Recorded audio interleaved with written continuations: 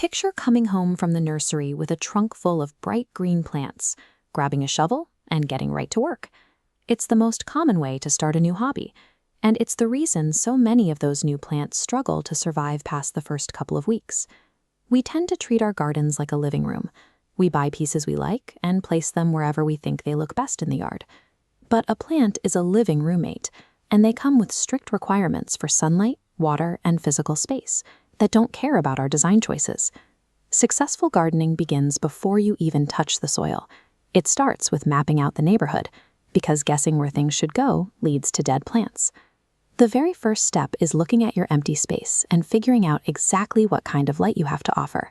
You have to do a full sunlight audit.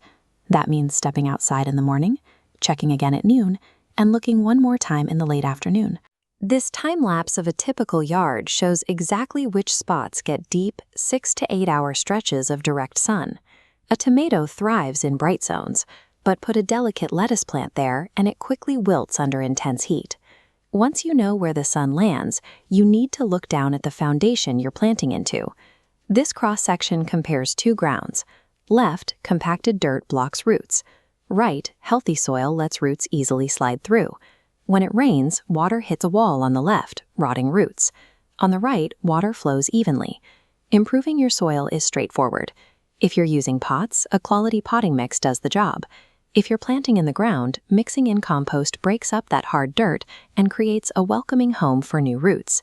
By mapping your sunlight and providing a loose, rich bed for the roots, you address the two most common reasons new plants fail. Even with the right environment, you still have to choose the right plants to move in.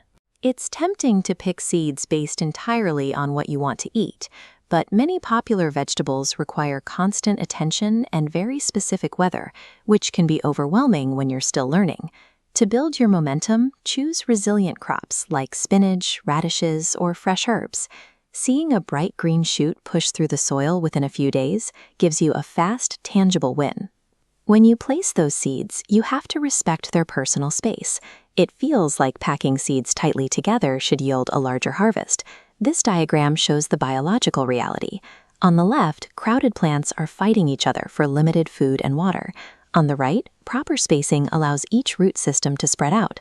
That brings us to the daily habit that maintains this progress, the watering. Plants don't follow a calendar, they react to the environment.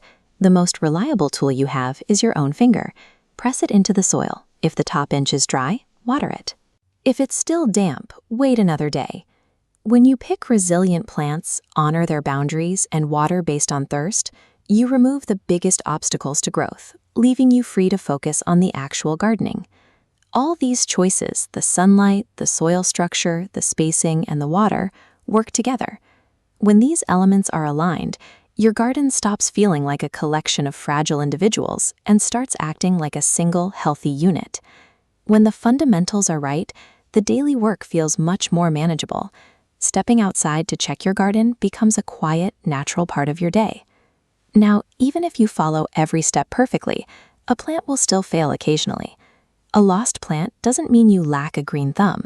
It is simply a data point. It tells you that a spot might be too hot, or the soil there needs more compost. That information is how experienced gardeners adjust for the next season. So start small and aim for steady progress rather than a perfect yard. By planning for the environment first, you set the stage for a gardening experience that is deeply rewarding.